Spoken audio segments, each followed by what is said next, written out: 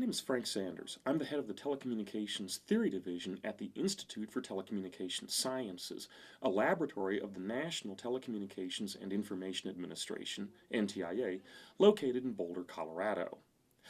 Over the past 30 years, we've developed a series of techniques for measuring emissions from various types of radio emitters. In particular, we've developed techniques for measuring emissions from radar transmitters. In this series of talks, I will begin by describing the fundamentals of RF measurement techniques, and I will culminate the series by describing our techniques for measuring emissions from radar systems, techniques that hopefully you can implement yourself.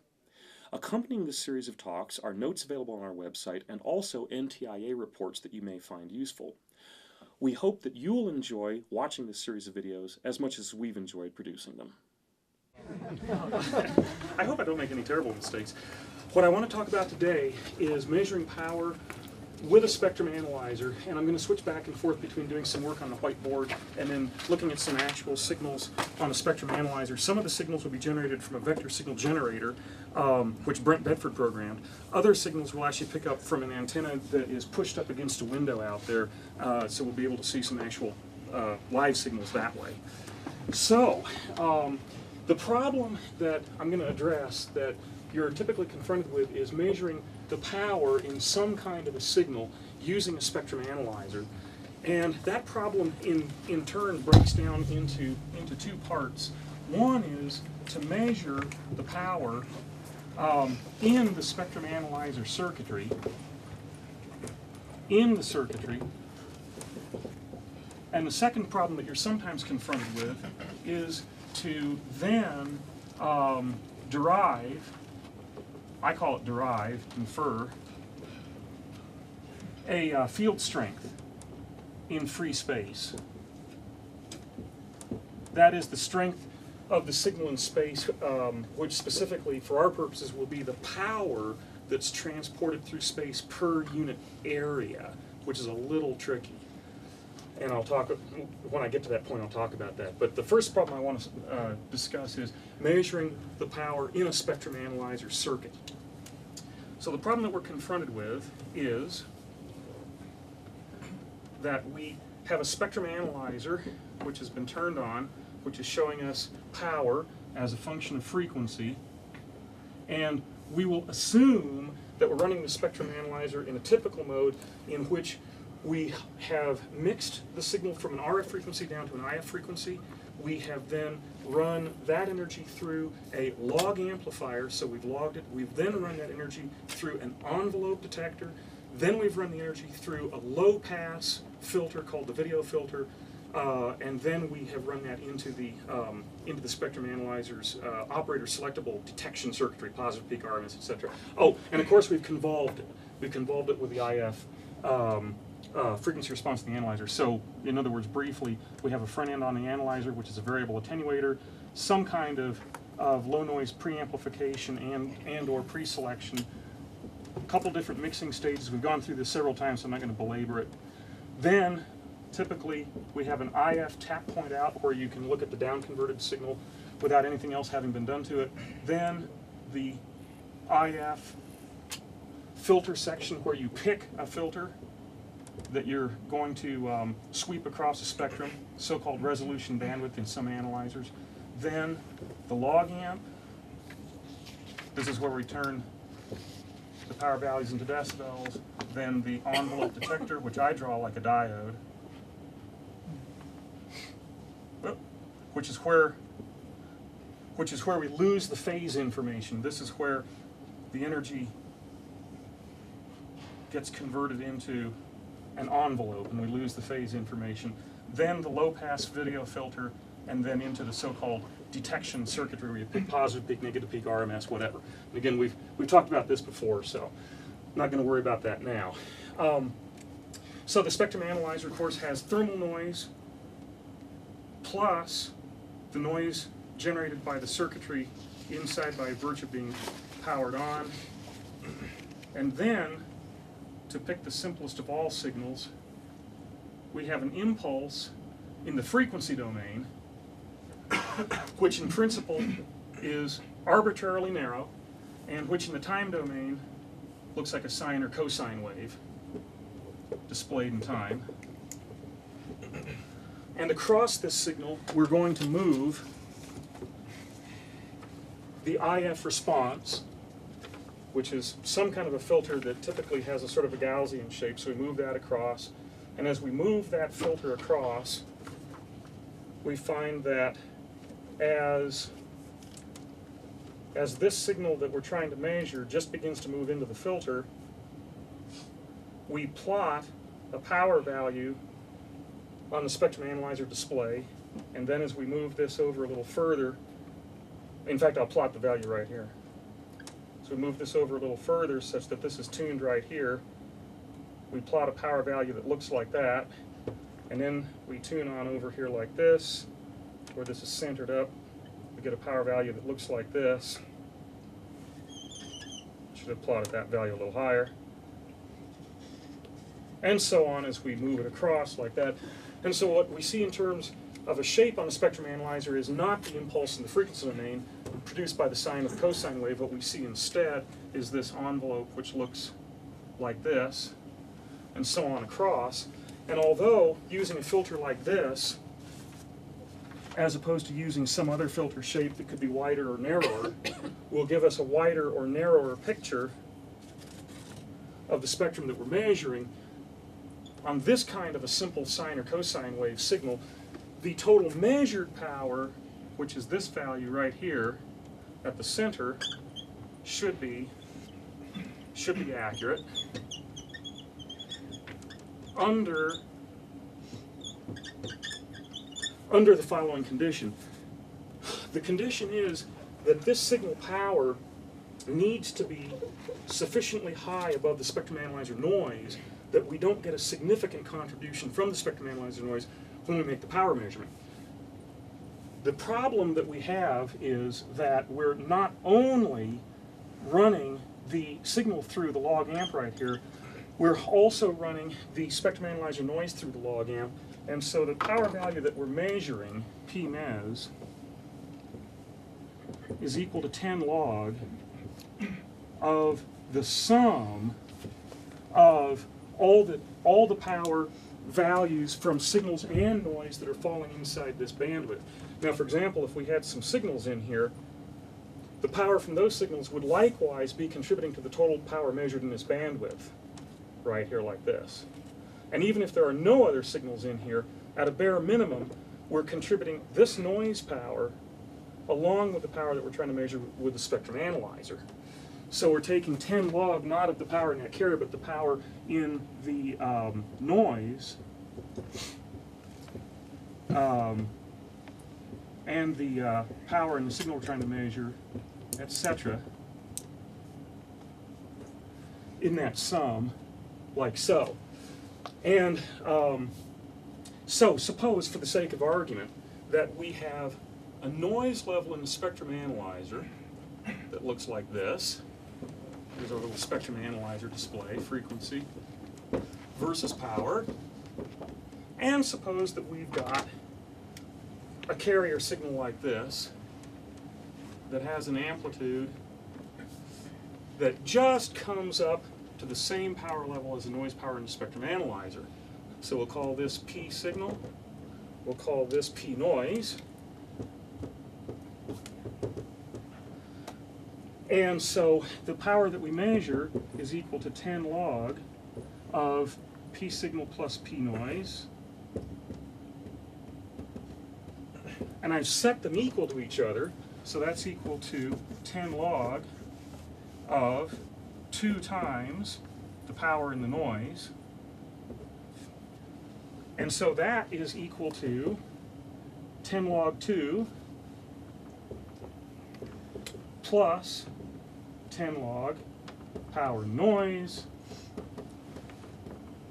which is 10 log 2 is 3 dB. So that's 3 dB plus the power in the noise. And so although I set this signal to have a power level exactly equal to the noise, what we'll see on the spectrum analyzer display will be something that will look like this. Retrace the noise, and then we'll see that. And this delta will be equal to 3 dB. Now, on the one hand, there's nothing wrong with doing that. If you see something 3 dB above the spectrum analyzer noise, you know that, in fact, its actual power level must be equal to the spectrum analyzer noise. Conversely, if you see something here that's 1 dB above the spectrum analyzer noise, you can do the log math in reverse and see how far below the noise floor of the spectrum analyzer the signal actually was. If memory serves correctly, at an I/N ratio of -6 dB, the increase in the spectrum analyzer noise will be either half or 1 dB. So if you see something about a half to 1 dB out, the level of the signal that you're actually measuring will be about 6 dB below the noise. Check the numbers, but that's about right for that. Now, on the other hand, if you're making your measurement and you don't want to have to do the log math in reverse, you want to be able to pull a power value off of the spectrum analyzer back here and just say that was the measured power right there without having to do any correction in reverse. How high above the noise does this carrier level have to be? Or the signal level in general, how high would it have to be? Well, the short answer is arbitrarily high. If you want this difference between the measured power and the true power to be arbitrarily small. But if this signal is 10 dB, if delta equals 10 dB relative to the noise down here, then we have an error of, I'll call it an error, of about 0.4 dB if you do the log math. So if you want the error in your measurement to be less than half a dB, a rule of thumb that you could use is to try to get the signal to noise ratio to be 10 dB or more. Again, to put it in reverse, if you see this 10 dB out, then the contribution of the noise to the power that you're measuring is probably less than half a dB, or it should be less than half a dB. So,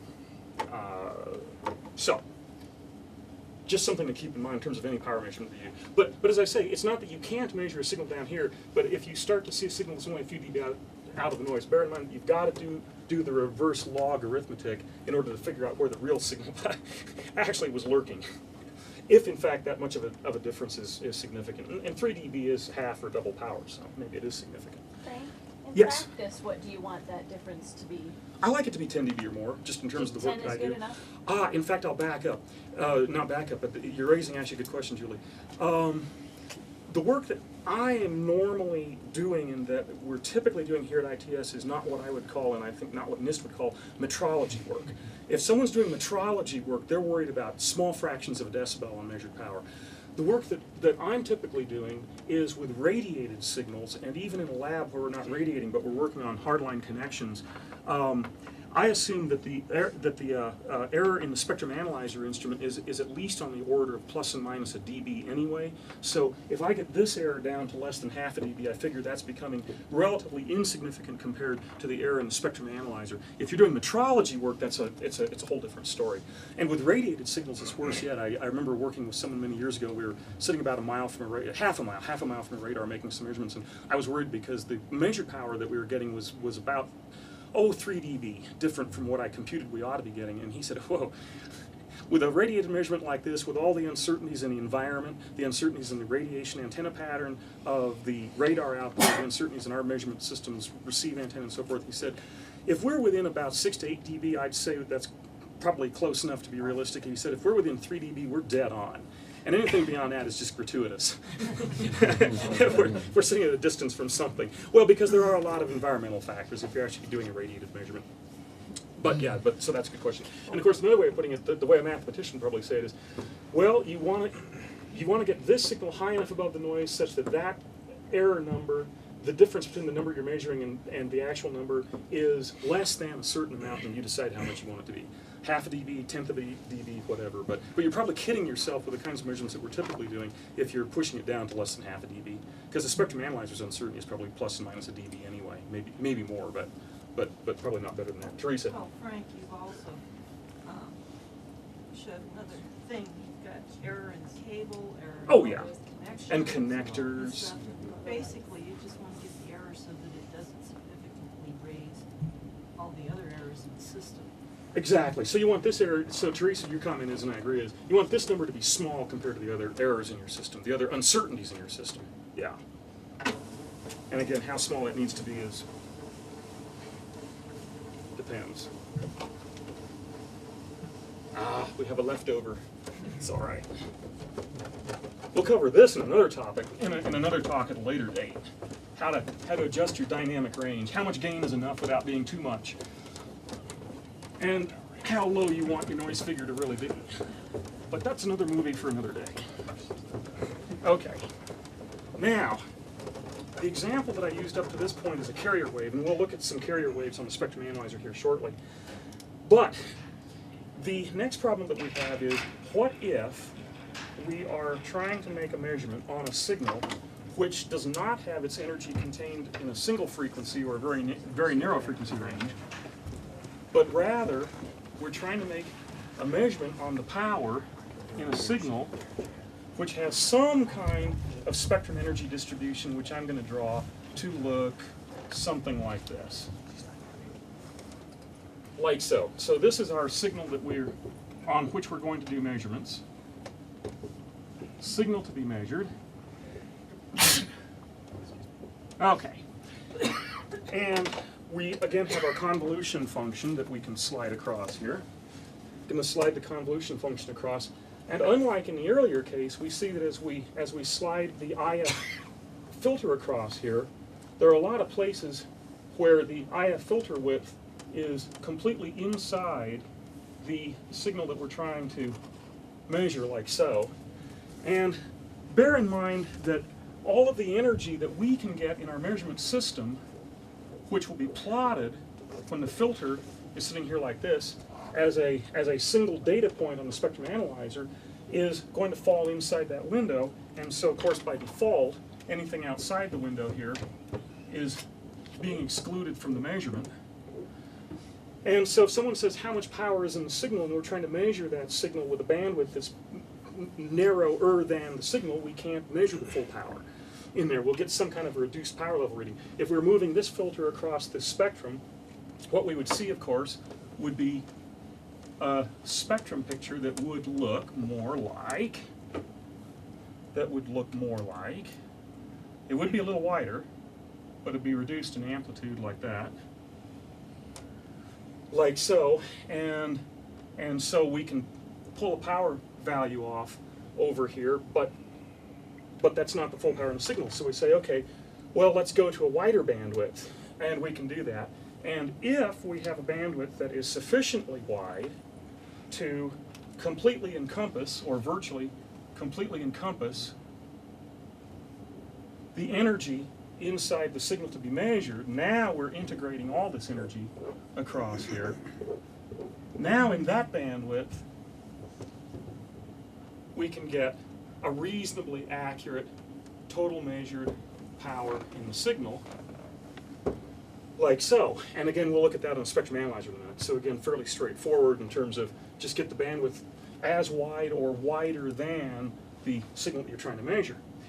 Oh, go ahead, yeah. Do you know what that bandwidth typically is when you go out to do a measurement, or can you take measurements that will give you some indication? Good question. The question is, how do you know when the bandwidth is wide enough? And okay, very good question. Again, we'll look at this shortly too. Even if someone tells me how wide the signal is, they'll say the signal's 3 megahertz wide. First of all, I don't know how that was specified. If the signal's 3 dB points, or the 8 or the 10 or whatever dB points, there are different ways people specify it. Second of all, people are simply often wrong about what they think the bandwidth of a signal is, and I don't want to trust that.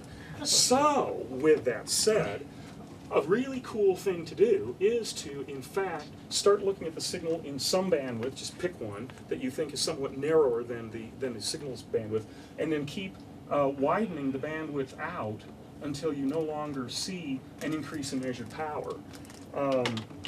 There's even another way to approach it too, Chris. But to give an example, here I've theoretically opened this up to a bandwidth that's as wide as the green bandwidth, and I measured a certain power level. Now what I'll do is use an even wider bandwidth, if I have a wider bandwidth available, and I'll put that bandwidth, and I'm just going to draw it with an offset just to so you can see it clearly graphically. I'll put this wider bandwidth on the signal like this. And now, although it is true that I'm integrating a bit thermal noise energy out here on the sides between the green bandwidth and the black bandwidth. I am integrating a little bit of additional energy out here. Sorry, I draw it like that. A little bit of additional energy. If the delta on this signal's power level from this noise level is 10 dB or more, this contribution will be negligible. And so what will happen is when I measure the power with this even wider bandwidth, I'll still get the same measured power value as I did in the narrower green bandwidth. So as I'm opening up the measurement bandwidth and I see that at a certain point the measured power level doesn't go up anymore as I open up the bandwidth, then I know that in fact I'm measuring with a bandwidth that apparently, empirically speaking, was convolving all the power that was available. Something else that you can do, Chris, to try to estimate the bandwidth that you should try to use to measure the complete power is in fact to measure the signal in here. Remember, the signal is our red curve. Measure the signal in here with some reasonably narrow bandwidth, a bandwidth that might have a shape that looks like that, and go ahead and measure it across there like that. As you measure it with that relatively narrow bandwidth, you'll trace out this curve. Now the amplitude at which this narrow bandwidth responds when it's tuned in the middle here, like so, this narrow IF resolution bandwidth, the amplitude at which that responds is in fact going to be reduced relative to the full power level, but you will get to trace out the spectrum envelope, and having traced out the spectrum envelope, you can now draw in your mind's eye, if not with the marker function on the spectrum analyzer, the width of this thing when it's maybe say 3 dB down, 6 dB down, something like that, and actually get that delta frequency across there. And you know that at that point, whatever that delta frequency range is that you saw for the width of the signal as measured with a narrow bandwidth, that if you measure in a bandwidth that is that wide or wider, again, you should be convolving essentially all the energy present in the signal. So for example, suppose that this delta frequency turned out to be 3 megahertz across here. And you do that by measuring with a measurement bandwidth that might be, say, I'm just going to arbitrarily say 100 kilohertz wide. Having done that and traced that out, you know that if you want to get a single full power measurement on this thing, that you then want this bandwidth for the full power measurement to be something equal to or wider than 3 megahertz, maybe 3 megahertz, maybe 5 megahertz. And again, you can empirically check that by measuring in, say, a 3 megahertz bandwidth, getting a power level here that would be, say the green number, then going to 5 megahertz, make that your black filter, and if you get the same power level again, then you've maxed out on power, and you've got all you can give. However, suppose, and that's a good segue to the next point, and again, we'll look at all this with spectrum analyzer in specific. Suppose that this power spectrum that you're trying to measure is just simply wider than your widest available bandwidth in the spectrum analyzer. Some spectrum analyzers have 3 megahertz as a maximum bandwidth, some have 2 megahertz, some have a maximum bandwidth of 8 megahertz, some have a little wider maximum bandwidth, maybe even 10 or 15 megahertz. But every spectrum analyzer has some maximum bandwidth in which you can measure the energy, and it may well be that you're trying to measure energy in a signal that's simply wider than that. What can you do? Well, here's what you can do.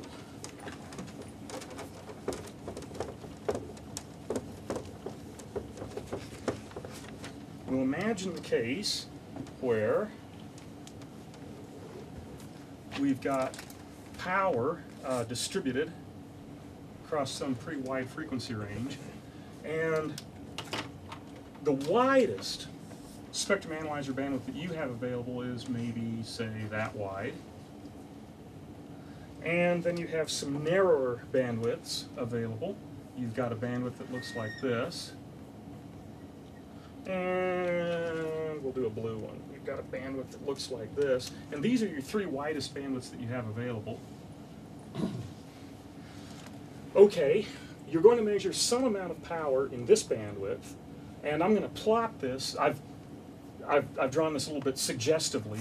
I'm going to plot the energy in the blue bandwidth over here like this to be that power level, and then you can measure in the intermediate bandwidth, and you'll get this level. And you'll measure in the green bandwidth, and you'll get this level, like so. And I'm going to change my drawing a little bit here. to make it clear that the full power in the signal that we're trying to measure was, in fact, somewhere up here. And this is the power level that we would be able to measure if we had a wide enough bandwidth. Well, it turns out that there will be a progression. There will be a progression in these measured power levels. And the progression classically will go either as a linear relationship to the bandwidth that we're using or as a squared relationship to the bandwidth that we're using. I'll demonstrate. Suppose, first of all, that we're measuring the power in thermal noise just in a spectrum analyzer or coming out of a component like a noise diode. There, the thermal energy that we talked about in the first talk is spread over essentially an infinitely wide swath of spectrum, and as we open up the measurement bandwidth, we get more and more power, and we're never going to have a bandwidth that's infinitely wide that measures all the power available, and even if we did, we'd see some kind of an infinite number. But we do know that if we're measuring noise in a bandwidth, that if we were to measure a swath of thermal noise that was this wide, compared to a second swath of thermal noise that had double the width, swath of thermal noise that has double the width, like this, that in the thermal noise, the amount of power, here's P2 and here's P1, we know that in fact, P2 is equal to 2 times P1 in direct proportion to the bandwidth in which we made the measurement. Now, a direct linear relationship here is going to translate into a 10 log relationship in a logarithmic system, which means that if we measure a certain amount of thermal power in a given bandwidth here, and we then double the bandwidth, we get twice as much power in that double bandwidth, which is going to be a difference in decibels of 3 dB. So if we open this bandwidth from this number to a value that is 10 times wider by going to a resolution bandwidth that's 10 times wider than the one that we're using here, we'll get how much more energy in? 10 times more. And how much of a decibel increase? 10 dB. Right, beautiful. So far so good. We've looked at that some on the spectrum analyzer already. We can take a quick look at it again. So if all signals behaved like that noise behaves, the situation would be very, very simple. What you could do here is simply measure the amount of power in this bandwidth, measure the amount of power in this bandwidth, measure the amount of power in this bandwidth, verify that you have a 10 log of the measurement bandwidth functional relationship as you change the bandwidth, and then having done a measurement, as I said earlier, on this signal in a relatively narrow bandwidth in which we actually define the spectrum shape, albeit at a measured power level in the narrower filter shape, which is reduced from the full power in the signal, we can simply extrapolate using the 10 log relationship up to what the full power would be if we measured the signal in a bandwidth which was in fact equal to this signal's bandwidth. Is that clear? I'll do an example. Suppose that this signal were, for the sake of argument, and I'll make the math easy, suppose that this signal were 100 megahertz wide, and suppose that we made measurements on this signal in a bandwidth of, I'll go 1 megahertz, and just to make it easy, 1 megahertz and 10 megahertz. So I make a measured power level on this signal. Let's say BMAS is 1 megahertz, BMAS is 10 megahertz. We say measured power in this bandwidth is minus 85 dBm. We then go to a bandwidth that's 10 times wider. We would think that if this signal behaves like thermal noise, and some do and some don't, we would think that this would then go up by 10 dB, so this would go to minus 75 dBm. And then, knowing that the signal's total bandwidth is 100 megahertz wide right here, but not having a 100 megahertz wide filter, we can say with some confidence that the total power in the signal must be minus 65 dBm, 10 dB higher. Now, if I were reporting that result, I would be careful to say that, in fact, that was not measured in a 100 megahertz filter, that, in fact, we measured in a couple narrower filters. We verified that there was a 10-log relationship in the powers we changed bandwidth, and then we simply extrapolated it up. But it's better than nothing. Again, it's not metrology, but I argue it's better than nothing. And in fact, I can show you, excuse me, I can show you cases where that's definitely true and where that's borne out. So to make it clear, this is predicted, and these are both measured in this example. The reason that I say that I would measure in at least a couple bandwidths, and maybe more and typically do, if the signal that I'm trying to measure the total power in is wider than my widest available bandwidth is, the relationship between power convolved in the filter and bandwidth is not necessarily 10 log. Because not all the energy that flows into your spectrum analyzer behaves with this kind of a thermal noise distribution. And again, we'll bring this up on a spectrum analyzer shortly. But is this part at least pretty clear? I mean, in terms of how you could or would do this. To obtain more precision with a spectrum analyzer, you could calibrate it versus a power meter.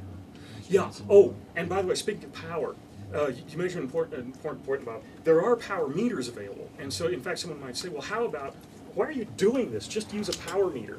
A power meter typically has a bolometer head. It's essentially a sort of a thermal sensing technology.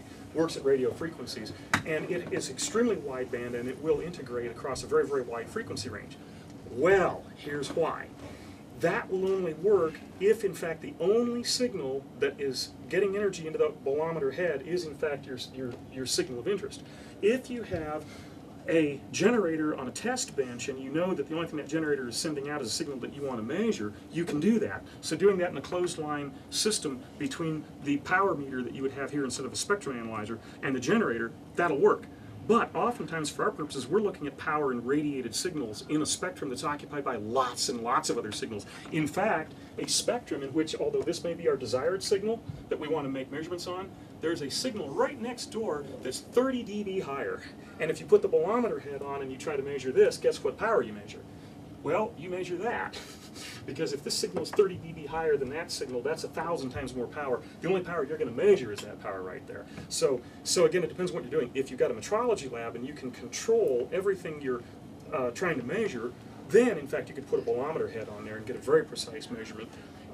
But you can't always do that, especially with radiated signals where you've got strong adjacent band signals. And particularly in just a random RF environment. I mean, if you're doing better, measurement uncertainty is better than 6 or 7 dB, I think you're doing very well. Then you're doing well, right? It's right. very highly uncertain. Right. Oh, and there's one thing that you could do with a bolometer. You could put a bandpass filter in front of the bolometer and use the bandpass filter to try to only see that part of the spectrum, right? To only pass that part of the spectrum into the bolometer. That approach is Yeah, pretty but this effective. gets more, it gets increasingly complicated in terms of what you're trying to do, but yeah. Especially if you have a whole series of signals across you and you're trying to measure them one after another, and tuning some bandpass filter may become, well, could become a very problematic. handy approach, though, for validating your spectrum. Oh, I mean, absolutely. If you're getting readings that Oh, are a yeah. little flaky or something. Yeah, definitely a good way to validate the spectrum analyzer. I mean, to the extent that you can do it, I would encourage a person to do it. Okay, so given that, it seems straightforward that the energy in a spectrum that you're measuring ought to go in direct proportion to the bandwidth in which you're measuring. You double the bandwidth, you double the energy. Why would you get any other result? Well, the other result that you'll get classically is not a 10-log relationship, which means, again, that the power you're measuring varies linearly with the bandwidth that you're using to make the measurement. That's a 10-log relationship. That's just math. Okay, here's the problem. Here's the problem.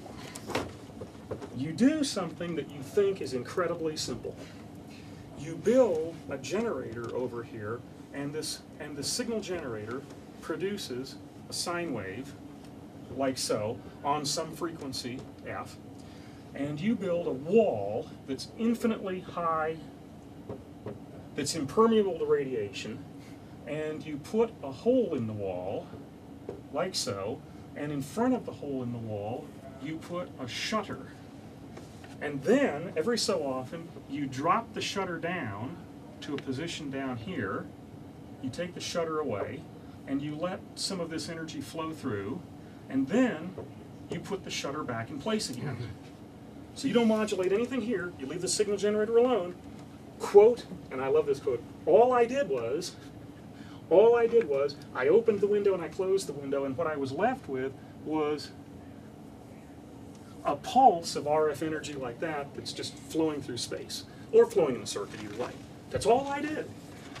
Well, that turns out to be, it turns out to be quite a lot that you just did. Now, I'm not going to go through this now, we'll talk about it later with radar systems, but the result of producing a set of pulses which each have a width in time of t, and which have an interval between themselves from one pulse to the next. Stretch it out. Pulse stretcher, like so. A width between themselves of tau.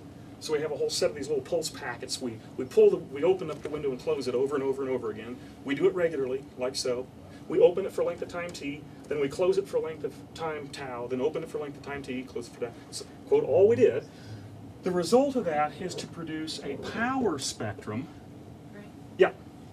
Closing it for t minus tau minus t. Yeah, okay. I'm gonna make, yeah, you're right. Yeah, you're right. Actually, it's tau, yeah, actually the amount of time closed is, right. The pulse repetition interval, PRI, is equal to tau, but actually the number of, right, you're right, Teresa. And in fact, here's a real example, like for a radar system. In a radar system, this value t is, and the reason I was treating the difference as negligible is, this length is typically 1 microsecond, and this length of time, the pulse repetition interval, is typically 1,000 times longer at 1 millisecond. So it's 99.9% of the time, literally, it's turned off, and 0.1% of the time it's turned on. But you're right, it's actually tau minus t for this interval right in here is actually tau minus t. Yeah, you're right. So your Thanks. shutter window combination is your time window. So that is literally, now that's a time window. Absolutely. That's a time window. Figured. Now the result of this, theoretically, which is borne out in actual devices, is a spectrum which has an envelope which has a shape, I'm trying to draw somewhat carefully. The shape of the envelope looks like this. It goes as sine x over x squared, the so-called sinc squared function, very famous. We'll talk about that at a later date, but this is not the actual spectrum. The spectrum that's actually being produced actually looks like these blue lines. I'll draw one in there. I'm trying to keep these somewhat regular. I like to go fast, but I like to be somewhat accurate in terms of what I'm drawing here. Okay, here's the sinc squared spectrum, a set of lines. The spacing between the lines is constant. So I'm trying to, again, draw it somewhat carefully like this. And I won't do the rest of it here, but we'll just cut to the chase. Okay, and so the actual, quote, the actual spectrum that we get is not the black curve at all, but rather is that. And now you see why I draw the black curve first, so I can actually get this drawn out properly. Okay, and the spacing from one null in the spectrum to the next is equal to 1 over the pulse width t, and the spacing from one line to the next in the frequency domain is equal to 1 over tau, and this one spacing in the center, just on the center lobe, that spacing right there is equal to 2 over t, 2 times 1 over the pulse width, where again t is the pulse width. So the energy in this spectrum is not distributed like thermal energy. Sorry, go ahead. Yeah, Paul. Yeah, Frank, and I guess the only other point to make is that whatever the actual frequency that you're transmitting your sort of CW wave is where the peak occurs. Yeah, thanks, Paul. Yeah, so if this frequency that I was transmitting through the hole in the wall is equal to f0, then this spectrum is in fact centered at f0. Right, thanks. Yeah, to make that clear. So this energy is not distributed like thermal energy, and in fact, not only is there power in each of these lines, these lines are related to each other with a phase and amplitude relationship that's defined by the Fourier transform, of course. Now, what happens when we look at the power in the spectrum? And here I want to make sure I really don't make any mistakes. Okay, so I'm going to keep that right there. Use my notes right here. So the power in a single line, right here, that we're going. Oh, and there's one other thing. This power. Everything I'm about to say is predicated on the idea that this spectrum is going to be positive peak detected. If you're looking at the average power in the spectrum, this complication won't come up. But if you're going to positive peak detected, this problem will come up. And so why not just measure RMS? Well, because if the pulses are 1 microsecond long and the interval from one pulse to the next, the pulse repetition interval, is 1 millisecond, then the peak power, which is the power that flows when the pulse is turned on, is going to be related at a ratio of 1 microsecond to 1 millisecond. That's equal to 1 in 1,000. That's minus 30 dB. The average, the RMS, the RMS power RMS, will be equal to the peak power that we measure, less 30 dB. The RMS is 30 dB lower than the peak power. That power level is so low that it becomes, in many cases, unmeasurable. Especially if we're trying to do anything more than measure just that number right there. Because the problem that, remember, that we're working up to over a series of weeks here is we're going to measure that spectrum with maybe 100 or 110 or 120 dB of dynamic range. So I want to measure not just that power, but more than 100 dB down from that power. And so that becomes a problem if we're trying to measure just the average power in the spectrum, because that average power is 30 dB less than the peak power, peak being the power in the pulse, and the RMS being 1,000 times less than that, 30 dB less than that, because, again, 99.9% of the time this thing's turned off, so the ratio between turn on and turn off is 1 to 1,000. So this is a peak detection problem, but it's critical because this kind of short duration impulsive signal can only be measured with a peak detector. Likewise for ultra wideband systems. If you can get a measurement on an ultra wideband signal at all, it's almost surely going to be with a peak detector, not with some kind of an RMS averaging detector. Okay, so the power, I'm going to write a linear relationship here. The power in a line, and I'm trying to write this as a lowercase p, is going to go as the voltage amplitude in the line squared, straightforward. And so the log power, which I'm going to draw that way, a p with an underline, log power in the single line is going to be equal to 10 log of a squared. So far, so good. Now, the average power, which may or may not actually be measurable, I don't want to write it like that, I will write it lowercase. Again, this is linear. As I just said, is going to be equal to a squared times t over tau. Remember, for a lot of radar systems, typically for a radar system, that's 1 in 1,000. Ultra wideband systems, it might be even less, who knows. And so the log average power is going to be equal to 10 log of a squared t over tau. And one thing that I wanted to make sure I pointed out here, just a nomenclature thing, but an important nomenclature thing, is that ratio is typically referred to as a duty cycle, the duty cycle. It's the ratio of time on divided by the pulse repetition interval. And like I say, for radars, that's about a factor of 1,000. And oftentimes that will be quoted in decibel terms. So if that were, say that that were 1 over 10,000, what would the duty cycle be in dBs? If this were 1 over 10,000, 40 dB duty cycle. Okay, so if someone says that's a 30 dB duty cycle, that's all they're saying is it's a 1 to 1,000 ratio. That's all. Very straightforward. And so this is, of course, equal to 10 log of a squared plus 10 log of t over tau. And that in turn is equal to the decibel power in the line from up here, 10 log a squared, plus 10 log of the duty cycle.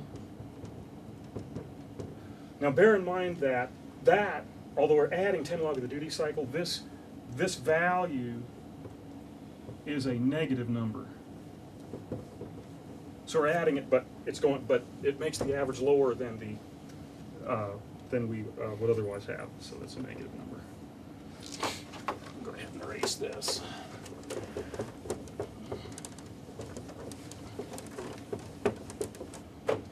Okay.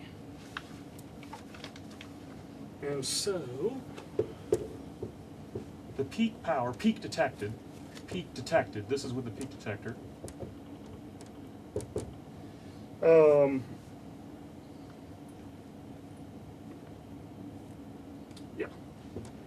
Is equal to the average power minus 10 log of that duty cycle. I'll just write it as DC. And remember, 10 log of the duty cycle is negative, so minus that is a positive number, so the peak detected power is higher than the average power.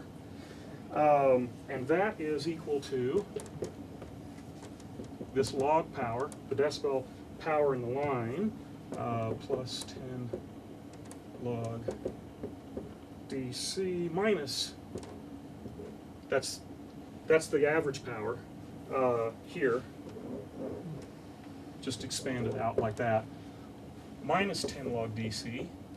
Of course these drop out, and so this becomes equal to this power in the line, which is 10 log A squared. Now, to go back to the first problem that we had. So we have all these little lines in here, and we'll assume for the moment that we're measuring power in the center part of that center lobe. That's where almost all the power in that spectrum is located. And so we'll imagine that this delta between this max power here and this power here is a negligible number of decibels. I'll show you an actual radar a little later, and you'll see that I'm not lying to you. And that we start, so in a narrow filter bandwidth, we have, let's say, one line. In a wider bandwidth, we have a larger number of lines in here, and so we can count up the number of lines n that we're convolving, and n is just getting bigger as we open up our bandwidth. We convolve more and more lines in here.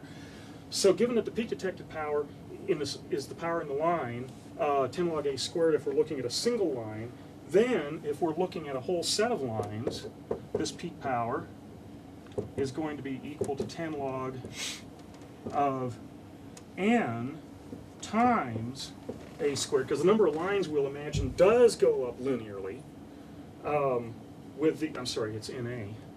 That's the key. NA squared. If we start with 1A squared, then we open it up to some wider width where we get 2 lines, so now we have 2A squared. Then we'll double that, we'll get 4A squared, and so forth. We'll keep going up. So this is NA squared. Well, that's equal to 10 log of n squared plus 10 log of A squared. Doesn't matter if it goes in or out. So that's 20 log of n plus 20 log A squared. And the critical thing here is that as n, what did I say? Oh, thank you, of A. And the critical thing here is that as n is going up, the power is going up as 20. So if we double the number of lines, by doubling the bandwidth, we ended up going up as 10 log of n squared. We get a 20 log relationship on the power. And sometimes you can't tell when you're first looking at a signal whether it's going to go as a 10 log or 20 log relationship.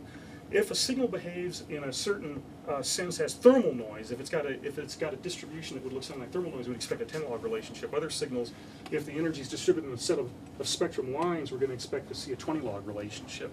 Paul? Yeah, and I guess the important point is that n is quickly relatable to the bandwidth of your measurement. Yes, and n is, yeah, good point, Paul. So here the assumption is that n is proportional to B mes, your measurement bandwidth, the IF bandwidth. N is proportional to B mes. So as we open up our measurement bandwidth on this set of lines, if the bandwidth is doubled, we get double the number of lines. That's the assumption being made. And I'm glad you said that because I'm not going to go off on a long diatribe on this, but there are cases where we're measuring a spectrum where the line distribution looks kind of like this. And this is out in the spurious part of the radar emission spectrum. So these are the individual lines. And if we're making a measurement on that radar spurious spectrum, right in here, and we double our bandwidth, we basically double the number of lines, and the lines all have about the same amplitude, then you'll get a nice 20-log relationship. But if you were making a measurement right here on a peak in the radar's spurious spectrum, and you then doubled your bandwidth like that, it is true that you doubled the number of lines, but the extra lines you got were all down there, and you won't see any increase in power at all.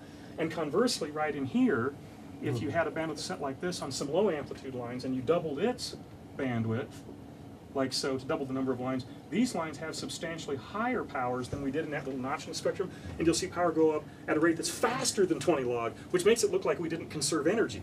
But we did conserve energy. The problem is that this is that this is based on the assumption that the number of lines in the spectrum is proportional to B mes, and it's also based on the assumption that the amplitudes on the lines are roughly equal one to the next as we open up the bandwidth, which was why I said that we're going to look at just the center lobe in the radar spectrum, which is where most of the power is, because right in there we can change the number of lines back and forth and barely change the amplitude at all. So 10 log, 20 log, or in some cases, depending upon where you're measuring in the spectrum, you can get cases that I hesitate to call them pathological, but you can get situations where you get less than a 10 log increase, or greater than a 20 log increase, which on the face of it makes it look like you're not even conserving energy. But that's because of the spectrum energy distribution across there. One other thing in connection with that I want to point out, if we do have a spectrum, line spectrum or otherwise, which has a shape that looks like this, which again is not actually an unusual shape for something like a radar to have, something like that. If we measure power right here at the fundamental in this spectrum with a bandwidth like this, and bear in mind that if I were to magnify that little part of that spectrum right there, that would be the sync squared spectrum right up in there. Okay? The rest of the spectrum from minus 40 dB on down to maybe minus 110 dB, it's not sync squared.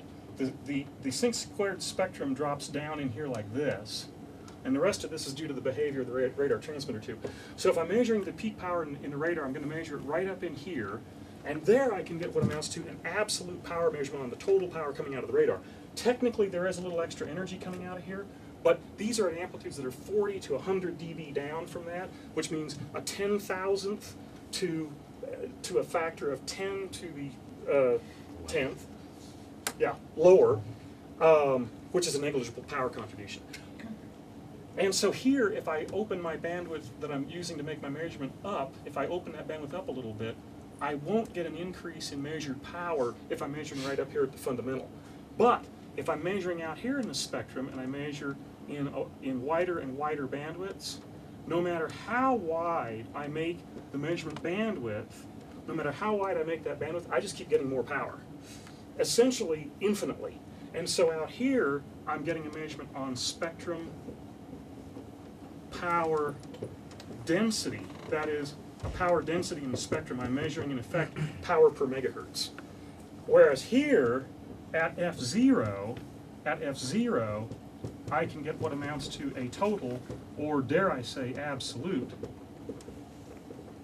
power measurement, power output, power out of the transmitter. So here I can measure virtually all the power out of the radar, or whatever the pulse transmitter, or whatever the transmitter is. It doesn't have any pulse, it can be anything. If it's got a big sharp peak in the spectrum, I can measure that power. But if I'm working in a part of the spectrum out here which is floating along like this, and it does, then I'm measuring spectrum power density out in this part of the spectrum. And as I open up the measurement bandwidth, I'm just going to keep getting more and more power. It'll go 10 log or 20 log, but it's just going to keep going up no matter what. So just an important physical distinction to make at that point. Any comments from there? I want to make sure I haven't forgotten anything that I meant to cover.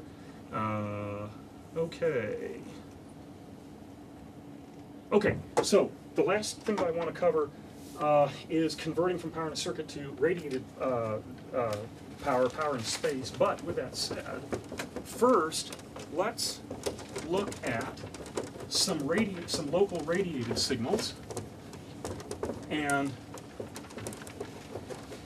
we'll look at some signals out of the signal generator, and we'll see that's 10 log, 20 log. We'll see the thermal noise variation, and we'll see other things. Okay, what I've done here is to set up a spectrum analyzer such that we're center tuned to 552 megahertz, and we're sweeping over a range of 40 megahertz. And I wanted to work in bandwidths as narrow as 10 kilohertz.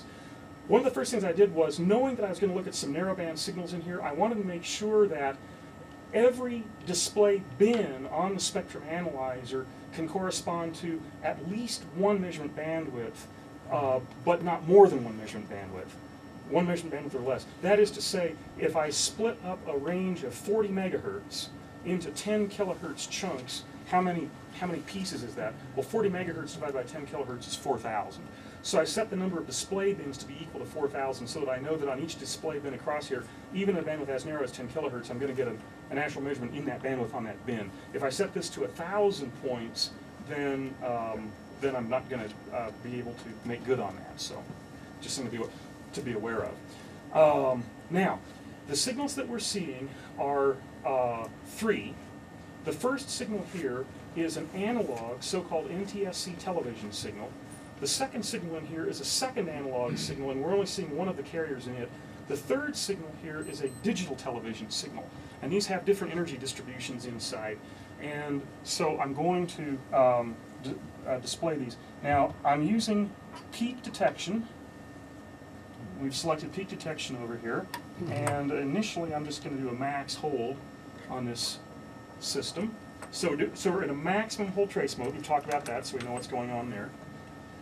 And I will just very briefly describe the nature of this analog signal. An analog television signal consists of both a video component and an audio component. The audio component is an FM broadcast station.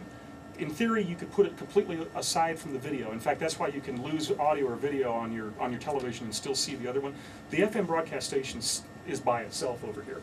This is an FM transmitter, and then the video information being transmitted is actually in here, and it is an impulsive signal, and in a 10 kilohertz bandwidth, we're not getting an efficient response to that, so we're not seeing that energy in here. But there is a second carrier right here. This carrier is 4.52 megahertz above the audio carrier. This is the so-called video carrier, and it is an oscillator. And the reason that the television station is transmitting an immense amount of power in that oscillator is so you can buy a cheap TV set that doesn't have an accurate oscillator inside. It locks up to that oscillator instead. So that was a decision that was made long ago as to how they would build those things.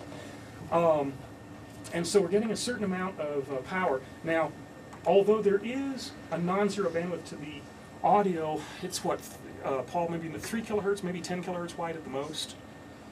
Gosh, I forget. Right? It's 10 the audio is 10 kilohertz wide at the most.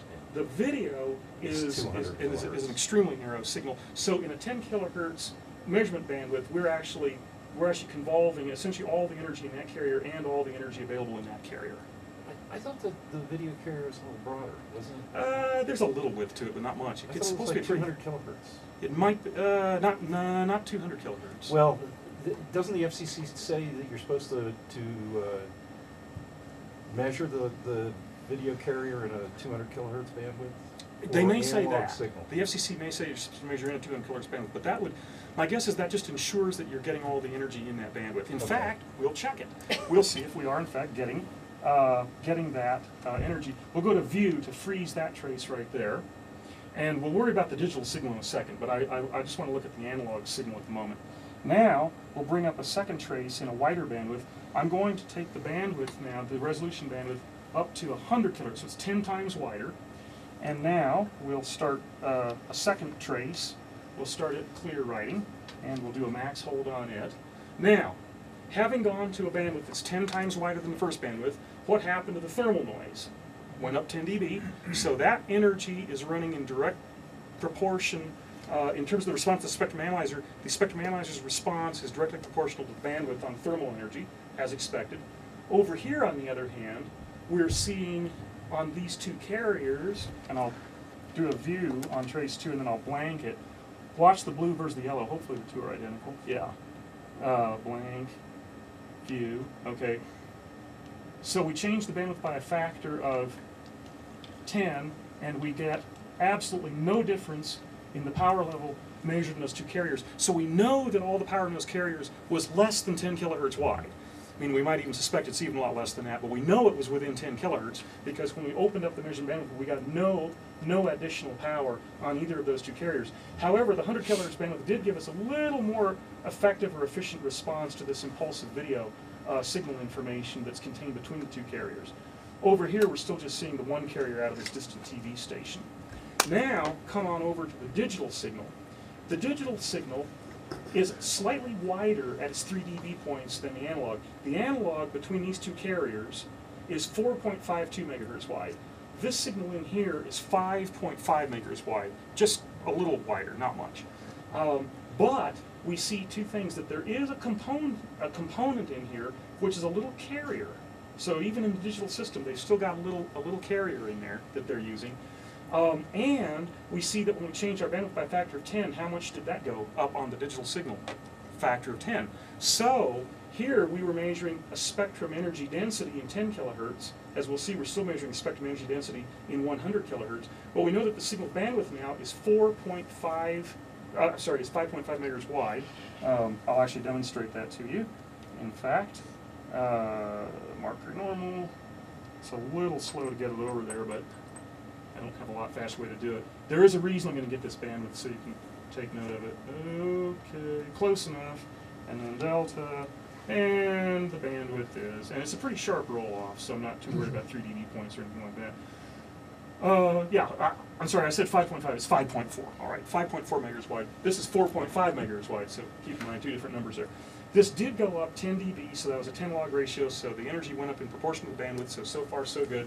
None of that messy line spectrum stuff I was talking about with a 20 dB progression. Now, someone says, so, tell me how much power is in each of these two TV signals. Well, right off the bat, I can tell you that with this video carrier power level, with this audio, with this carrier power level, the audio power carrier level being about 12 dB higher than the power in the next carrier over here, and the rest of the energy being another, say, 15 or whatever dB below that, I can tell you that the total power in this system is pretty much all being transmitted in that carrier right there. So that power level is probably the total power in the system,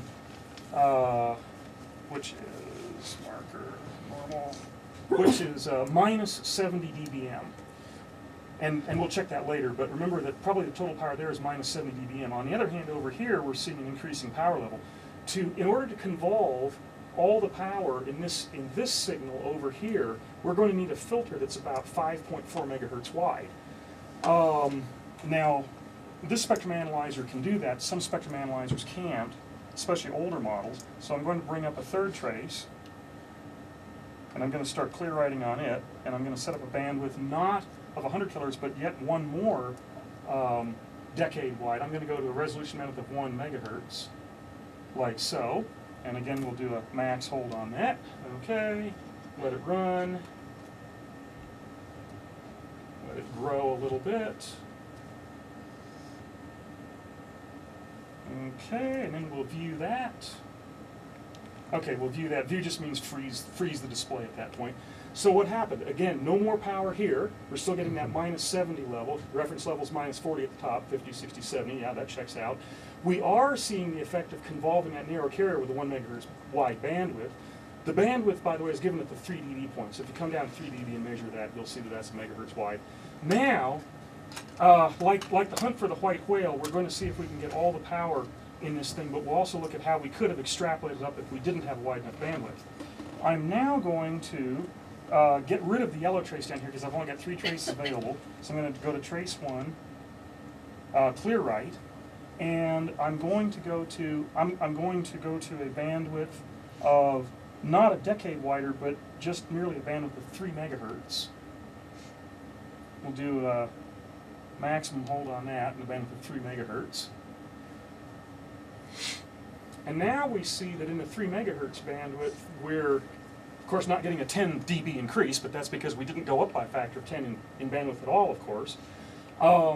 And on some spectrum analyzers, especially older analyzers, that may well be the widest bandwidth that you've got available. And you say, well, gosh, I needed a 5.5 or so megahertz wide bandwidth to measure full power. Well, this is where you can simply extrapolate up. And I did do the math earlier, and I'll tell you how it extrapolates if we do that. I'll just give it to you verbally. Earlier when I'd done this, I had seen a power level of minus 92 dBm in 100 kilohertz bandwidth. I saw minus 82 dBm, 10 dB higher, in a 1 megahertz bandwidth. I then measured minus 79 dBm in a 3 megahertz bandwidth. Let's see if that's about right. There's, try not to shoot the airplane. There's 40, 50, 60, 70, 80. Okay, earlier I measured minus 79. That's in a 3 megahertz bandwidth. So I had extrapolated by taking 10 log of the ratio between 5 megahertz and 3 megahertz, that if I measured in a 5 megahertz bandwidth, I should see a 2 dB rise up to minus 77. So if I didn't have 5 megahertz available, I'd have to take that on faith. But here I do have 5 megahertz available, so I'm going to go ahead and take that bandwidth up to 5 megahertz. And it worked in rehearsal, so we'll see if it works for real. This should go up to about minus 77 or so, maybe minus 78. Looks a little lower now than it did before. I'll bring up the marker. Again, we're not doing metrology. I can try one other thing. Let's peek right, see if this works. Yeah, okay, that gets me there a little bit faster. Okay, bring this on over like that, and we get, well, minus 80. All right, minus 80 right at that point. Yeah. A little spike. You're thinking right about there. Yeah, the spike. I think the spike is cheating. That's a noise. That's a noise bump. That's being selective. If I find the right noise bump, I can get closer. All right. You do whatever it takes. Fair enough. Do whatever it takes. After all, But it's not metrology. it's not metrology. This really is not metrology. But, okay, so having said that, that's about the maximum power that is in fact available. And you see that we could extrapolate that power level up. That's just the thing that says it wants to do alignments, but I'm not going to let it do alignments. That's just, we can see that we could extrapolate the power up. Now, if we want to verify that that is basically all the power that's available in that television signal, given that we have the luxury of having an 8 megahertz bandwidth filter, I'll go ahead and take the bandwidth up to 8 megahertz and see what happens. Now, what ought to happen here is this power level should not go up at all, because even in 5 megahertz I was convolving basically all the power available in the signal, and had I only had a 1 or 3 megahertz filter, you see that I could have extrapolated up at the 10 log ratio, knowing from the narrow, and this goes back to what I was saying earlier, knowing from the narrow bandwidth measurement exactly how wide that signal was, I could have just extrapolated on up, had I wanted to. And we see that in fact it's really not going up over here, nor did it ever go up over here either. So just a real-world example of two signals. And of course, this is something where people do get persnickety about, how much power is coming out of that broadcast station or whatever. So this is what you can do. And Paul, to go back to your comment, I think that when the FCC says to measure in a 200 kilohertz bandwidth on these carriers over here, I think they're just trying to ensure that you're getting all the energy, because they assume that the person doing the measurement knows nothing. Yeah. So if you can get it within 200 kilohertz with a 200 kilohertz bandwidth filter, you've got it. if you measure on that carrier right there. Right, but I guess the other thing that's interesting about this is that, just as a side note, the FCC has not written rules for how to measure field strength for digital television. They've only got rules for how to measure field strength for analog television. Right. And as you can see from Frank's example here, if you try to use the same technique to measure digital television that uses the FCC's rules for measuring analog television, you will get a completely different answer for how much power is being transmitted. And we actually had somebody who I guess didn't believe in conservation of energy, that we had to disabuse of this particular issue. Yeah, in fact, I will set a 200 kilohertz resolution bandwidth. Now, we may not hit it exactly. No, we do. Okay. So here's what you would, Paul, to take your example on. Okay, here's what the cyan trace, and I'm sorry, the magenta trace, I'll kill this trace. There we go. Okay, so this trace is in a 200 kilohertz bandwidth, so that's the result that you would get if you use that 200 kilohertz bandwidth to measure the digital signal. Now, here's what you could do. You could measure in 200 kilohertz and add 10 dB, and then you've got it. They wouldn't like that, but it works, because that's going to be a constant offset between those two bandwidths as long as the digital signal itself is the same characteristic from one station to the next. Imagine putting that into your report. Well, measured at 200 kilohertz, added 10, got them, and that's it. That's the answer. And you'd be right. And you'd be right. There'd be nothing. You wouldn't be wrong. They just wouldn't accept it. You know, Well, like, I guess the interesting aspect of this is that, for example, for the purposes of Table Mountain, there is a field strength defined as the maximum field strength that a broadcast station can can illuminate put signal in the Table Mountain, right? Table Mountain radio receiving zone with. And there, of course, the issue of whether or not that's a digital or an analog station makes a bit of difference in terms of how you do the field strength measurement. Right, right, exactly. It makes a big difference. Yeah, yep. Okay, so with that done, we'll take a look at a couple signals out of this generator over here, and then and I won't take much time on this, but I just want to demonstrate this. Oh, sorry, there is one other thing we'll do here. While we're on it, we will go to a center frequency of 2,760 megahertz, which is the frequency of an air traffic control radar. We will clear right, we'll go to a bandwidth of about 1 megahertz.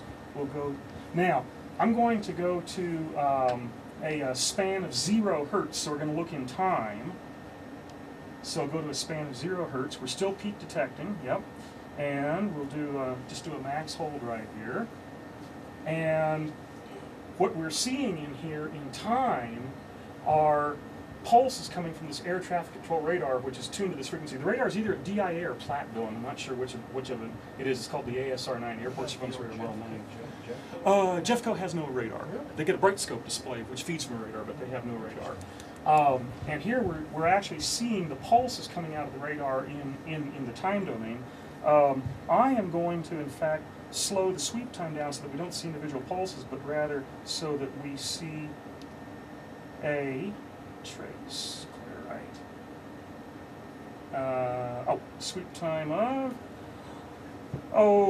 6 seconds. All right, here we go. We're sweeping in 6 seconds, and this radar rotates once every 4.6 seconds. And in fact, I'll just demonstrate that to you by hitting a single button. I'll take a single sweep. Okay, we're seeing the radar's antenna pattern as it's rotating around. That's the main beam looking in our direction, and then we see the main beam again. And if I do the marker delta, you'll see those are 4.6 seconds apart. So that's the radar looking through space every 4.6 seconds, 360 degrees. And I'm going to move the, here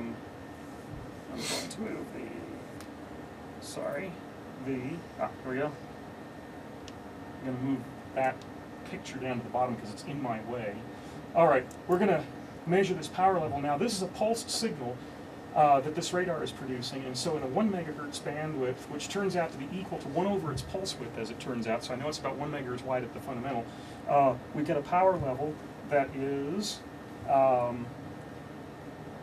minus 55 dBm, and then we'll just freeze that, go to trace 2, and we'll go to a bandwidth which is 100 kilohertz, and then we'll take a single sweep on it. And trigger if you're on sweep, single. And why is it not sweeping? Trigger. Trigger. Sweep. 6 seconds. Let's see. Why is it not sweeping? Oh!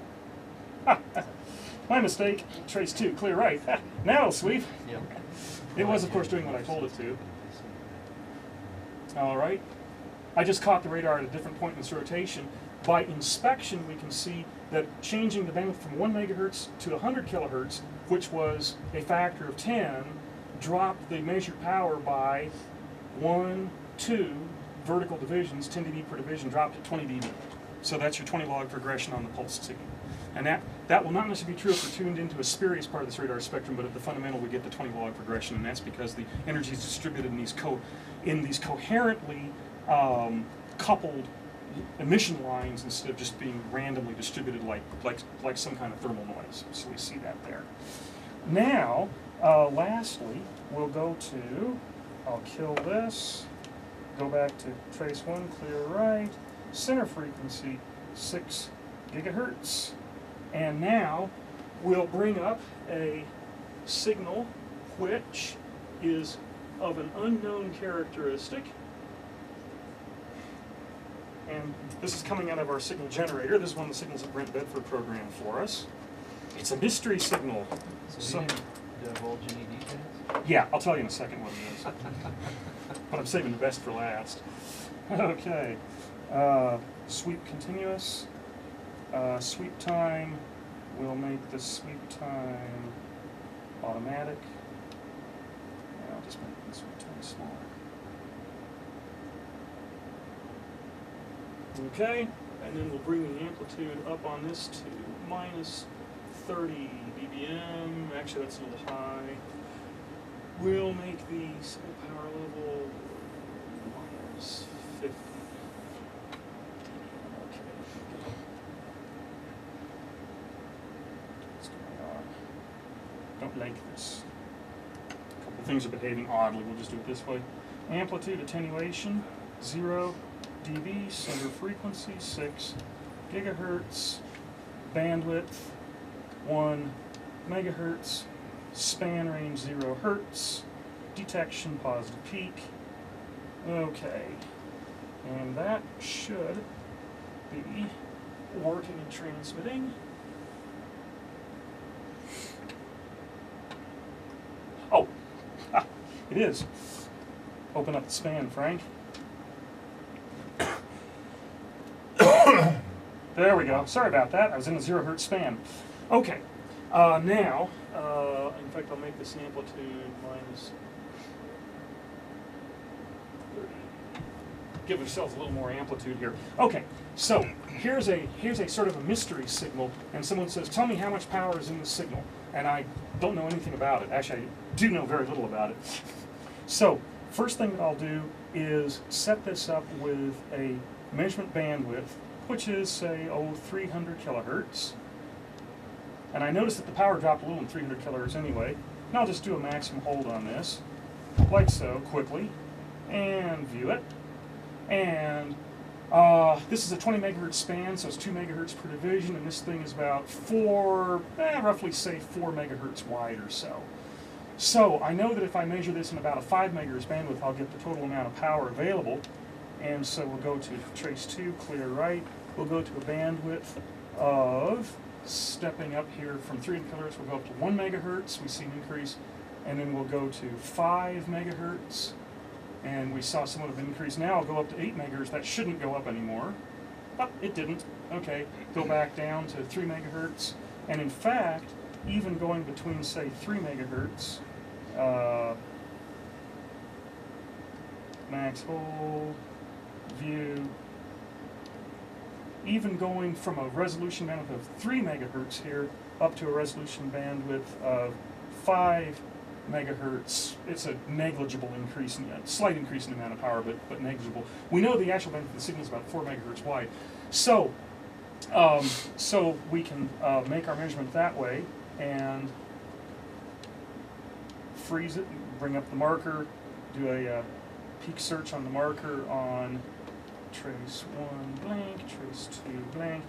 Just go ahead and bring up the marker and peak search, and minus 28 dBm. By the way, the generator thinks it's putting out minus 30, so that's pretty close to what the generator thinks it's putting out.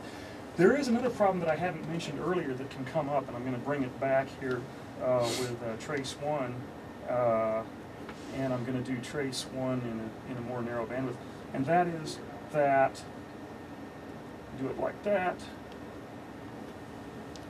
that is that if there were a strong adjacent signal in the spectrum, say there were a carrier line right there that had a lot of power in it, again, I'd have a problem making a direct measurement with a wide bandwidth like that, so I'd have to make a measurement in a more narrow bandwidth and extrapolate. So what if I want to do that extrapolation? Well, here's the power in 100 kilohertz, and it's minus 10, 20, 30, minus 40 in 100 kilohertz. So now let's go to a bandwidth of 1 megahertz, 1 megahertz, and see what we get. And the bandwidth of 1 megahertz, we went up almost, but we didn't go up 10 dB. We went up not quite 10 dB, a little less than that, didn't we? Maybe 7, maybe 8 dB. So there, that progression in bandwidth isn't even exactly 10 log, but I could use that empirically observed progression to estimate the amount of power in the signal in its full bandwidth, even if I couldn't use a sufficiently wide bandwidth to measure it directly, either because I didn't have a wide enough bandwidth, or because there's a strong adjacent band signal right here that might preclude making an accurate measurement that way. So again, what we can always do is empirically observe the variation in the signal power with bandwidth. Go back to trace one clear right. So you change the bandwidth, you change the amount of power. We're not changing the spectrum width. Realize. There we go. Not changing spectrum width. We're just changing the amount of power that we're managing to get in our bandwidth as we go. So we can look at that empirically. This signal is a QPSK quadrature phase shift keyed signal. Yeah, it's a quadrature phase shift keyed signal. There's a couple others I'm going to look at, but we'll, in the interest of time, will not do that. We'll look at them. We will use them at a later date. Okay. So far so good on that. Any questions on that? Now I'm going to quickly walk through converting power in a circuit into power in space. So if you would, kill the projector, please. Somebody. Turn this off and kill the fan gun. Turn that off, turn that on.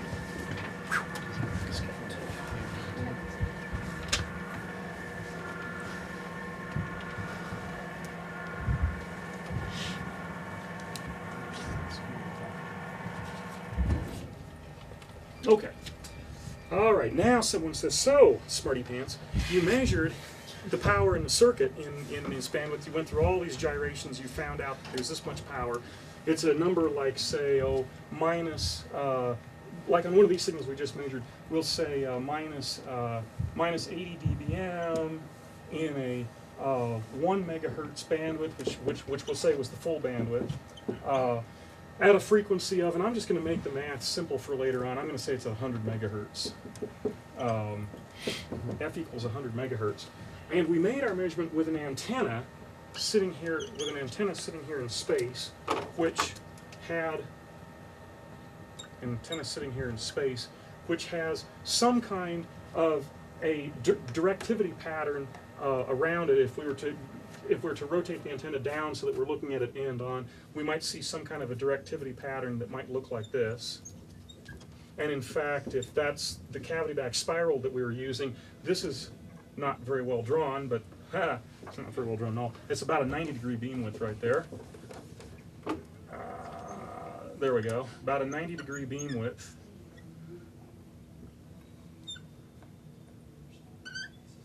Like so. Which means that its gain above isotropic is something on the order of 6 dB relative to an isotropic antenna. We'll talk about that in a second. An isotropic antenna is a theoretical construction. You can't actually build one.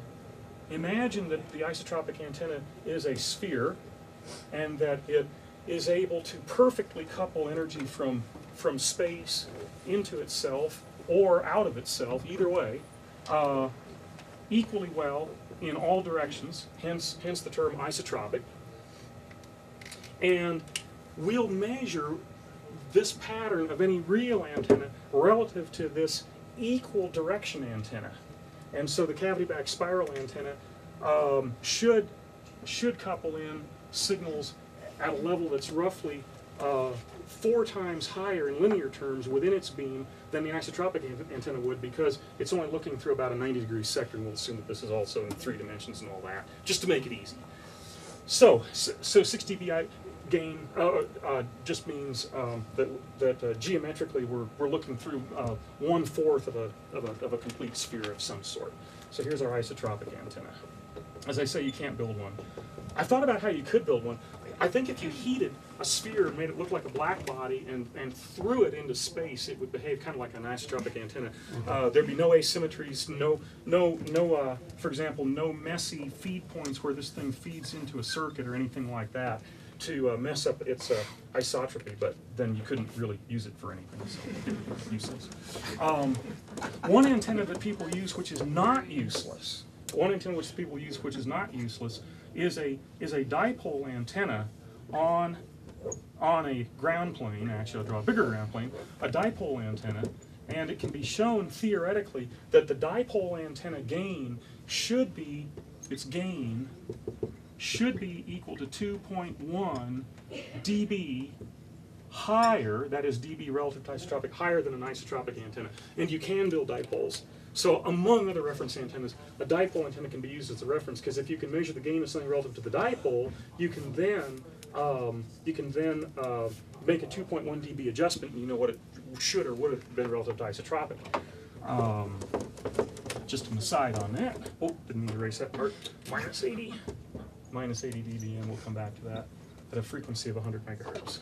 All right. Frequency of 100 megahertz. And and gain is equal to 6 dB above isotropic on our little cavity back spiral antenna. Of course, shoving the antenna in the window kind of screws up the antenna pattern, but we'll imagine that it was a perfect antenna suspended in free space out there. So, Well, don't forget the impact of the environment. yeah, the impact of the environment, yeah. Yeah, shooting things out of the, I'm usually working out of the window of a moving car, so just trying to stay one step ahead of the law.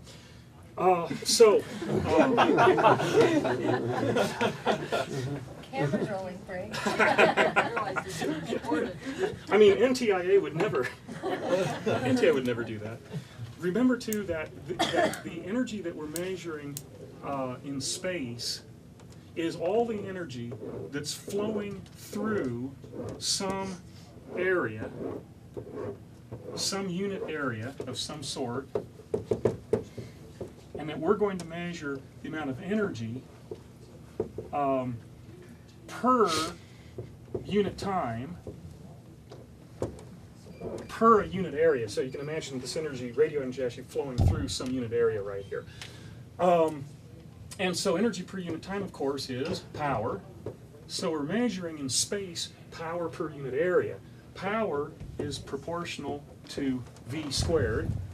And so power per unit area is proportional to V squared per unit area, which of course has units of length squared.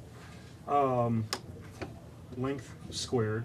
And so if we want to measure this power in decibel terms, we have 10 log of a voltage squared over a length squared, which is equal to 20 log of a voltage over a length. And conventionally, the units that a lot of people like to use, although there are other units used, are, for the voltage term, microvolts, and for the length term, meters. Microvolts per meter. So, and I was talking about Steve ran with this earlier. We both at one time had this vision in our minds of, you know, a volt of potential per meter in space or something. But really, what's going on is it's an energy flow per unit time, per unit area. We're taking 10 log of that to get decibels, which is 20 log of a potential unit divided by a length unit, typically microvolts per meter. There are other numbers, I mean, other things you can do, but leave it at that. So these are the units that we're going to get at. And what I want to show you now is how to derive from first principles the connection between the power that we're going to measure in a circuit and the field strength, which is the power per unit area, in decibels, in microvolts per meter, so dB microvolts per meter, so that you actually see where this comes from, and then you'll see under what conditions you can actually apply this equation. First of all, this gain, remember I said that this is a geometrical factor, the gain relative to the isotropic. I'm going to just jump ahead. When I use lowercase, I always mean linear. When I use uppercase, I mean decibel. So gain in linear units can be set conveniently equal to 4 pi times the power density and remember that's in space, the power density in space, that's what I was talking about, energy per unit time per unit area, divided by the power that we have put in to the antenna circuit, or that we're getting out of the antenna circuit down here. So we're getting power in, or power out, it's reciprocal, down here, and out here in space we have power density, which is power per unit area flowing, power per unit area flowing through some kind of an aperture right here. Okay, we did, and there's a reason why we do it this way, but okay, I'm also going to define effective aperture as, and this is the effective aperture of an isotropic antenna, isotropic. I realize we're getting a little short on time here, but this is worth it. As being equal to lambda squared times g over 4 pi. These are conventional and these are definitional, but they're useful. So the power that we measure in a load, here's the power in the load. For example, the power that we're measuring in spectrum analyzer circuitry. The power in the load is going to be the power density in space multiplied by the effective aperture. And if P load is equal to 50 ohms,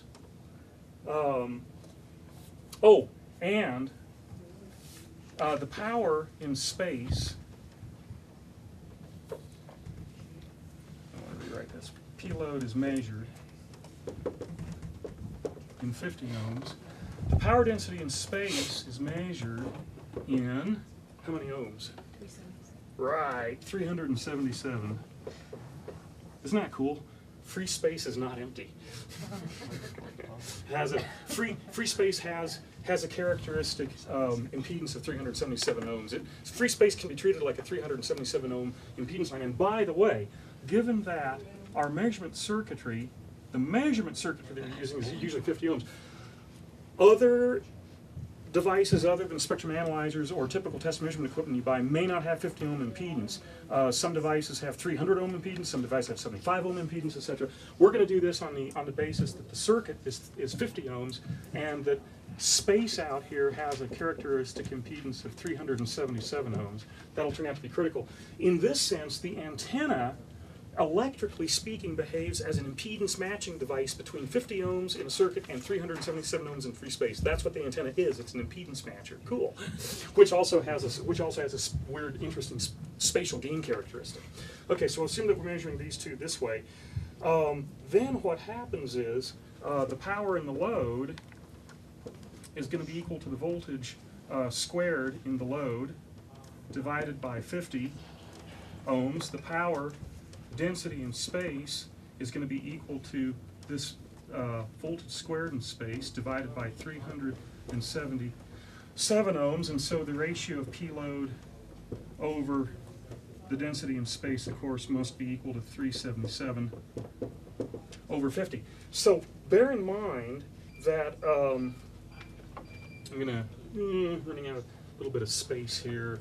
We'll keep just that part. Everyone's got the rest of that. Okay. So bear in mind that if you're using measurement equipment that isn't 50 ohms, this whole function that we're going to compute isn't going to be right, but you can rewrite the function the way you do want it to run. The relationship is that the power in the load squared over 50 is going to be equal to the effective aperture times the power in space squared over 377. And now I'm going to introduce a term which is the antenna correction factor. Antenna correction factor.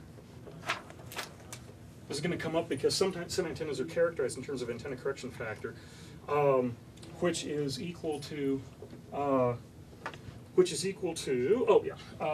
V space squared over V load squared. which is then equal to 377 over 50 times 1 over the effective aperture. I'm just going to put a little line around that just to keep myself from erasing it. Okay, so that's antenna correction factor. So that is in turn equal to 377 over 50 times 1 over a sub e, which is 4 pi over lambda squared g. And now, at this point, I want to put this little thing into engineering units. So I want to specify frequencies in megahertz over here.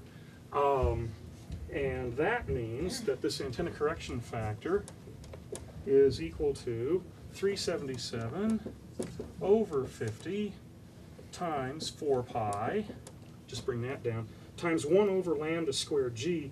Lambda is equal to c over f, and so I'm going to draw it like this. So if f is in megahertz, and a megahertz is 10 to the 6th cycles per second, is going to be 10 to the 6th quantity squared over the speed of light, 3 times 10 to the 8th quantity squared, multiplied by the frequency written in megahertz.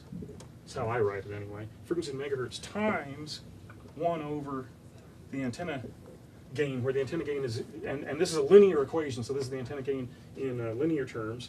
And remember, this is this geometric aspect of the antenna. And that turns out to be equal to 1.03 times 10 to the minus 3 times the frequency in megahertz, the frequency expressed in megahertz, times 1 over this antenna gain factor. And now I'll go to the decibel unit, so I'll write ACF in capital letters. So that's equal to 10 log of lowercase ACF. And so that turns out to be minus 29.78 dB, plus 20 log of the frequency in megahertz,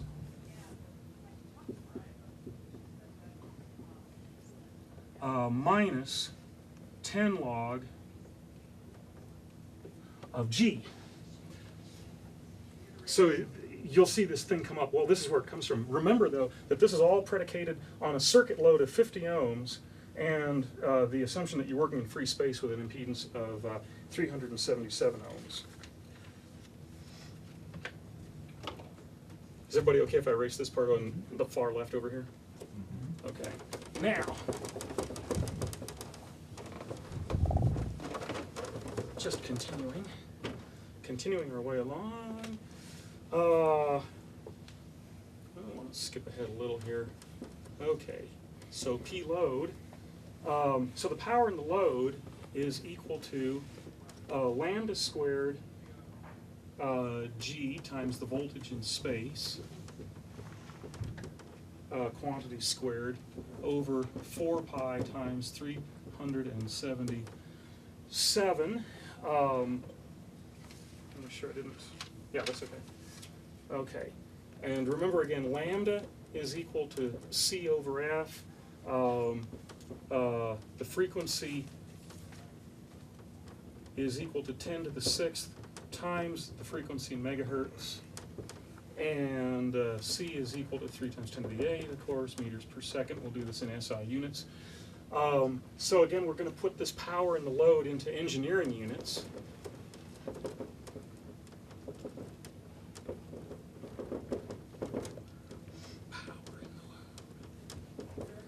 Is equal to 3 times 10 to the 8th speed of light squared times G times the V space term squared divided by the frequency in megahertz, expressed in megahertz, times 10 to the 6th quantity squared, 10 to the 12th, times 4 pi times 377. Oh, and now I'm going to express power in milliwatts, because we're working typically in terms of dBm, so we'll express now, convert the power and express the power in milliwatts. Power in milliwatts. Sometimes it just doesn't pay. And we'll express field strength. Field strength, as I said earlier, in these commonly used units of microvolts per meter.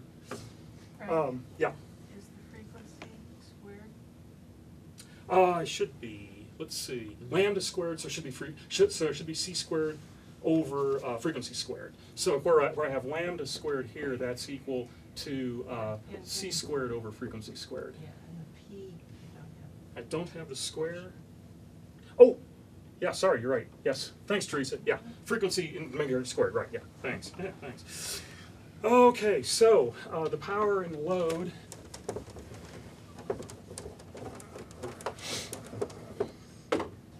So the power and the load expressed in milliwatts is equal to, I'll bring it down and around like this, is equal to 1,000, that's the milliwatt conversion, times 3 times 10 to the 8th, quantity squared times G times 10 to the minus 6 squared times V space expressed in microvolts per meter. When I use the comma, I mean expressed in terms of microvolts per meter squared, all divided by the frequency expressed in megahertz squared times 10 to the 6th squared 10 to the 12th times 4 pi times 377, and that turns out to be equal to 1.90 times 10 to the minus 8 times G times V in space expressed in microvolts per meter squared divided by the frequency in megahertz squared, expressed in megahertz squared. Now take 10 log of all that, and what we get is 10 log of the power and the load expressed in milliwatts. So this is, of course, dBm on this side at this point. This is the dBm expression. dBm is equal to minus 77.2 dB plus 10 log of the gain factor plus 20 log of the voltage in space expressed in microvolts per meter. Brought the squares down. Brought the square down on that. And I ran out of space. Oh yeah, and then minus 20 log of the frequency because it's frequency squared. So minus 20 log of the frequency expressed in megahertz. Okay. Now this number right here, 10 log of the linear gain, that's the gain in dBs relative to isotropic, right there, 10 log of the linear gain. So it's minus 77.2 dB plus big G expressed in decibels relative to isotropic plus 20 log of, and now I'm just going to call this the field strength, Fs in microvolts per meter, minus 20 log F expressed in megahertz. Okay. And now somebody says, but I wanted the field strength. Well, just rearrange the terms. And so the field strength expressed in dB microvolt per meter, and people often just say dBUV, that's microvolts, dB microvolt per meter, therefore is equal to the power that we measure, that's the power in the load, in dBm, plus 77.2 dB, plus 20 log F minus G, plus 20 log F in megahertz, plus gain in decibels relative to isotropic. Okay, so that's where that equation comes from.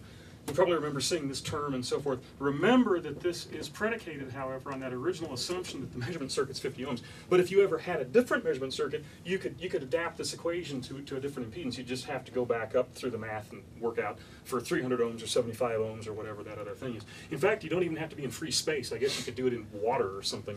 Not going to get a lot of signals there, but you'd have to then change 377 ohms for whatever the characteristic impedance is of whatever it is that you stuck your antenna into. One other one which I won't derive, but I'll go through, but I'll just write the final answer and you can do the math yourself, is that the field strength in dB microvolt per meter expressed in terms of the antenna correction factor, ACF, is again P measured, the measured power, in dBm plus 107 dB. And again, you can just go through, because you saw the antenna correction factor earlier, plus the antenna correction factor, write that over there, plus the antenna correction factor in decibels, like so. Remember, the antenna correction factor term had this frequency term built into it. And the reason that the frequency term occurs in here at all is because the isotropic antenna is defined in terms of lambda squared. Okay, so had we not defined the isotropic antenna in terms of lambda squared, which is a story in itself, that I'm not going to go into right now, we wouldn't get the frequency term in here. I have had some people say to me over the years, well, I don't want to go to a high frequency, go up to 9 gigahertz, and that space loss gets pretty high up there. I think, oh, space loss, what do you mean? Well, it turns out they're talking about that. That's not space loss. Energy propagates equally well through empty space at any frequency. It always drops off as 1 over r squared, assuming that you're in the far field of an antenna, all that jazz. So, so there's no such thing as more loss in space at higher frequencies. This is nothing more than a reference to the way that the effective aperture of the isotropic antenna is defined, and in fact, the definition of gain relative to isotropic also takes that into account. So when you measure gain relative to isotropic, you are in effect counteracting or countervailing this 20 log f term. But because of the way that the isotropic antenna gets defined, because of the way that the gain relative to isotropic therefore gets defined, we wind up with a frequency term in here. But it doesn't mean that we're getting more loss in space at higher frequencies. Because it's empty space. So logically, you know that cannot happen.